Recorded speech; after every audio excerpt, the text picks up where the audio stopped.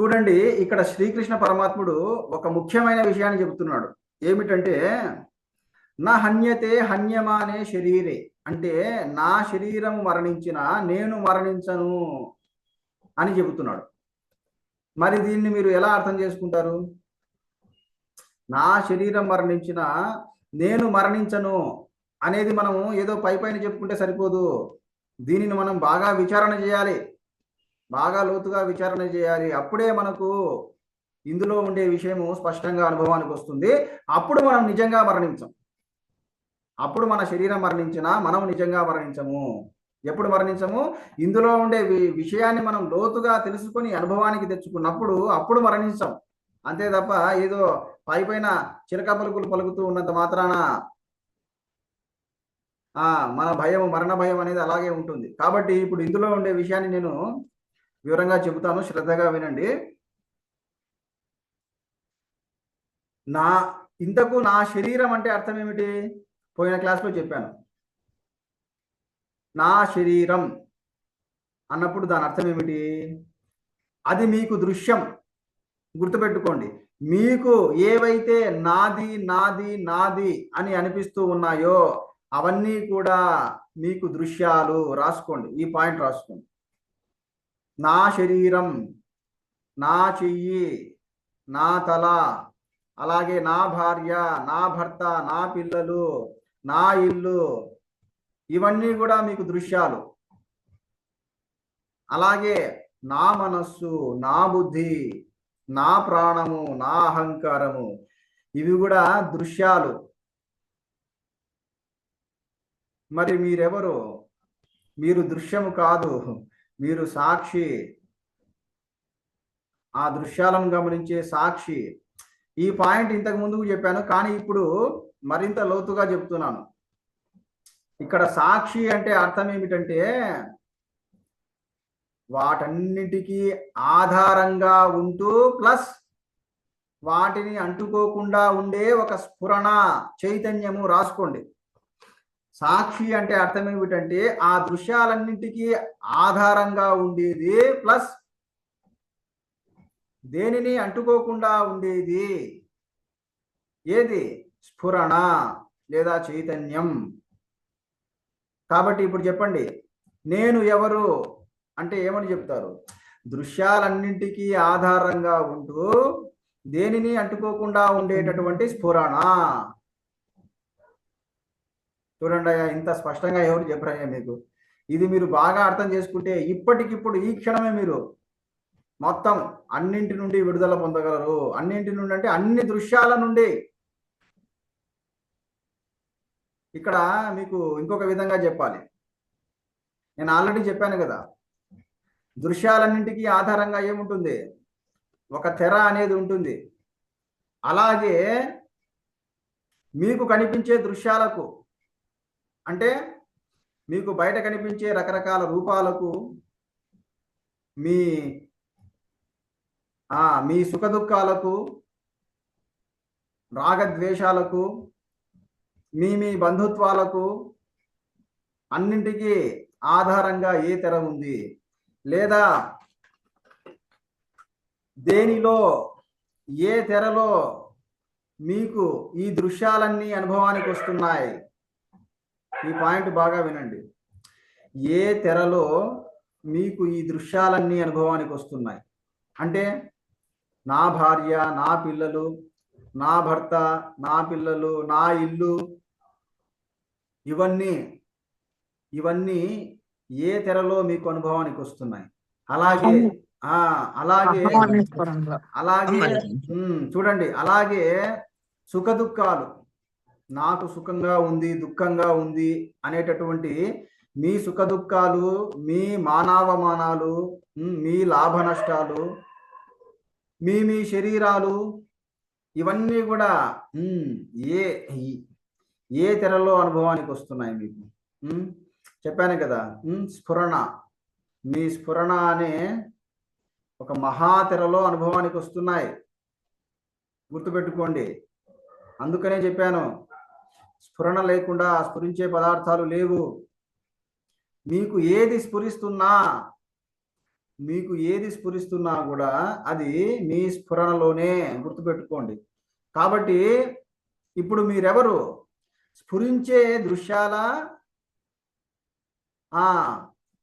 వాటికి ఆధారంగా ఉండే స్ఫురణ ఎవరు మీరు? చెప్పండి. స్ఫురించే స్ఫురణ. స్ఫురించే స్ఫురణ అనకూడదమ్మా. గుర్తుపెట్టుకోండి, గుర్తుపెట్టుకోండి. మీరు ఎట్టి పరిస్థితుల్లో కూడా స్ఫురించే దృశ్యాలు కాదు, లేదా స్ఫురించే నామరూపాలు కాదు. ఈ పాయింట్ రాసుకోండి. నేను స్ఫురించే నామరూపాన్ని కాదు. రాసుకోండి. నేను స్ఫురించే నామరూపాన్ని కాదు.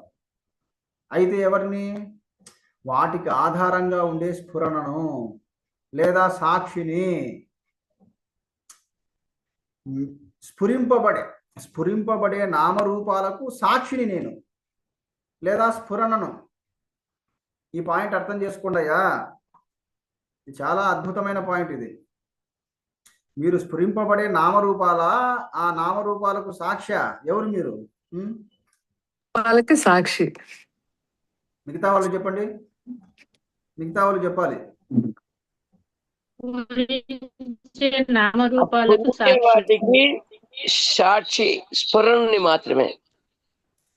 దీన్ని అర్థమయ్యేలా చెప్పండి ఎవరైనా. నేను స్ఫురింపబడే నామరూపాన్ని కాదు, ఆ నామరూపాలకి సాక్షిని. దీన్ని అర్థమయ్యేలా చెప్పండి. నేను మీకు పోయిన క్లాస్లో కూడా చెప్పాను. ఇప్పటికైనా చెప్పండి అయ్యా, కొందరైనా.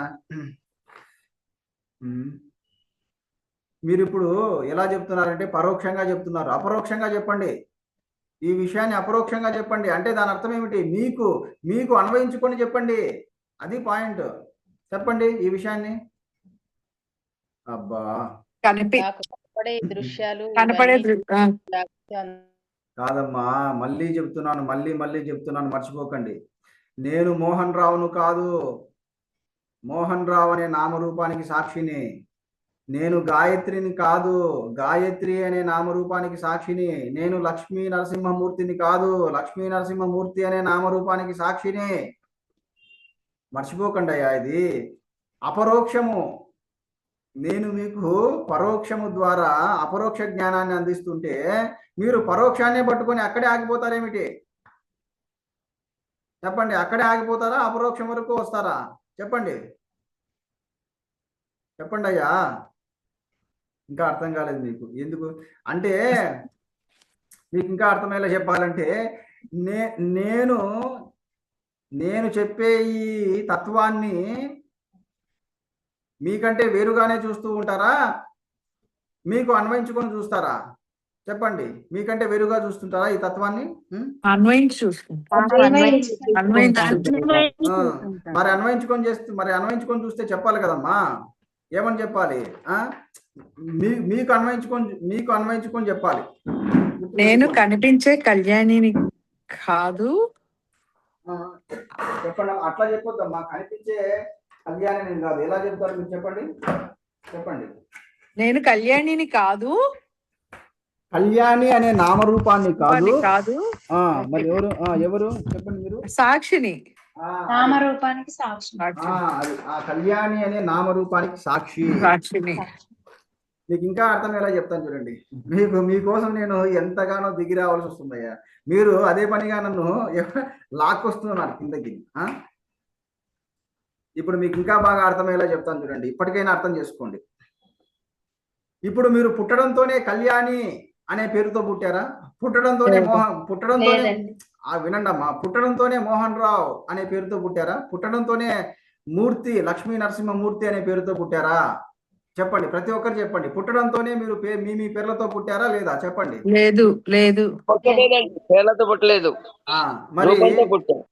మరి మీ పేర్లు పుట్టక మీకు మీ పేర్లు పెట్టక ముందు అప్పుడు మీరు ఉన్నారా లేదా? చెప్పండి. ఉన్నారు కదా. అంటే దాని అర్థం ఏమిటి అంటే దాని అర్థం ఏమిటంటే మీకు నామరూపాలు పెట్టక ముందే మీరు ఉన్నారు. అదే ఇప్పుడు నేను చెప్తున్నాను. ఏమని? నేను కళ్యాణి అనే నామరూపాన్ని కాదు, దానికి సాక్షిని. అంటే ఏమిటి దాని అర్థం? అదే అంటే నాకు నామరూపాలు పెట్టక ముందు ఎలా అయితే ఉన్నానో అది నేను అని వింటున్నారా? మళ్ళీ మీరు వెంటనే అయితే నేను ఒక చిన్న బిడ్డనా అని ఆ రూపాన్ని చూసుకోకండి. ఇంకా ఇంకా లోతుకు వెళ్ళాలి మీరు. ఆ బిడ్డను కూడా గమనించే సాక్షిని. అది అంటే ఆ బిడ్డ దశను కూడా గమనించే సాక్షి. అలాగే వెళ్ళండి. ఇదేనండి నిధిధ్యాసన అంటే ఇదే. ఆ బిడ్డ దశను గమనించే సాక్షిని అని ఇంకా లోతుకు వెళ్తే ఏమవుతుంది? తల్లి కడుపులో శిశువుగా ఉండే దానికి సాక్షిని అని తెలుస్తుంది. ఇంకా లోతుగా వెళితే పిండంగా ఉండేదానికి ఆ పిండావస్థకు సాక్షిని అని తెలుస్తుంది. ఇంకా లోతుకు వెళితే ఆ పిండం ఏర్పడక ముందు ఏ స్థితి అయితే ఉందో దానికి సాక్షిని అని తెలుస్తుంది. చూడండి, ఇలా మీరు లోతుకు ఇదేనండి ఇదే. చూడండి, మిమ్మల్ని ఒక్కసారి ఎక్కడికి తీసుకెళ్లానో చూడండి. అంటే ఇక్కడ ఏం జరిగింది చెప్పండి? ఇక్కడ ఏం జరిగిందయ్యా? ఇది చెప్పలేరు, చాలా కష్టము. చెప్పిన వాళ్ళు గ్రేట్. చెప్పండి. ఎప్పుడు అన్ని మారుతూ ఉన్నాయి కానీ సాక్షి మారడం లేదు. అది ఒక పాయింట్. ఎక్సలెంట్. ఇంకొక పాయింట్, ఇంకా అసలైన పాయింట్ చెప్పండి.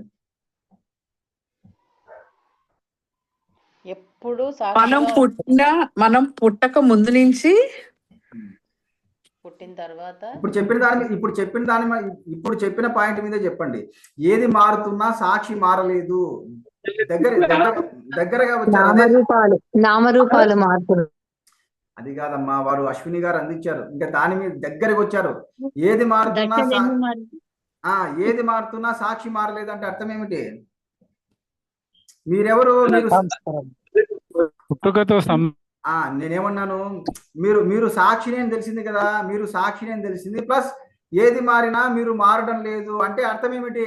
మీరు పుట్టనే లేదు. ఇది పాయింట్ అండి. చూడండి, ఇప్పుడు మ్యాచ్ అయిందా లేదా? శ్రీకృష్ణుడు చెప్పిన దానికి ఇప్పుడు మనము విచారణ చేసి తెలుసుకున్న దానికి శ్రీకృష్ణుడు చెప్పిన దానికి మ్యాచ్ అయిందా లేదా? చెప్పండి.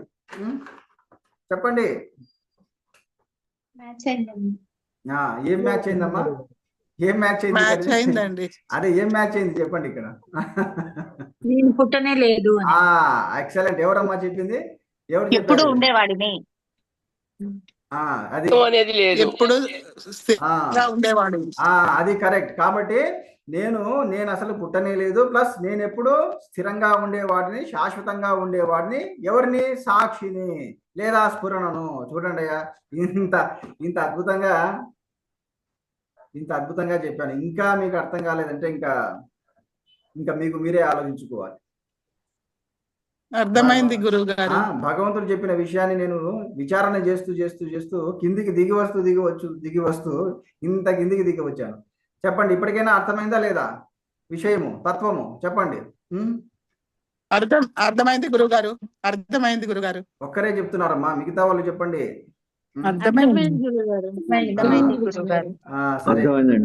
సరే, ఏమర్థమైంది చెప్పండి. ఒక్క ముక్కలో చెప్పాలి. ఏమర్థమైంది?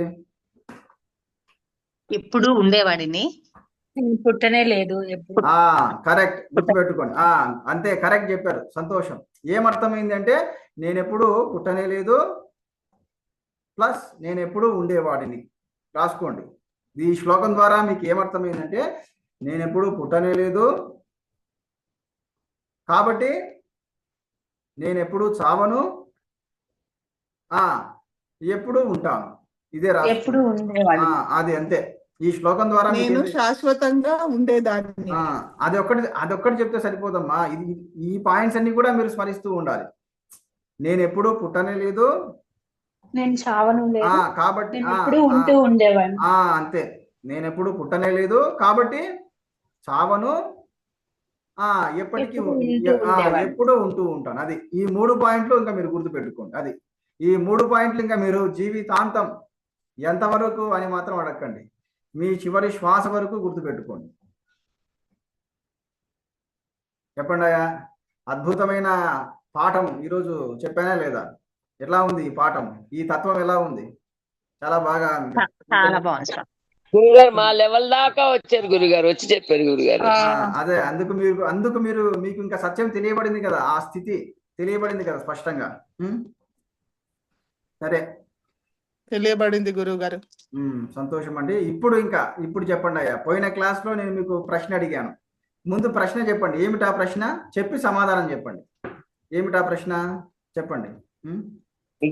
జ్ఞాని తన మరణాన్ని తానే సాక్షిగా చూస్తూ శరీరాన్ని వదిలిపెట్టాడు అని దానికి అది నిదర్శనం ఏమిటి? ఒక్క నిమిషం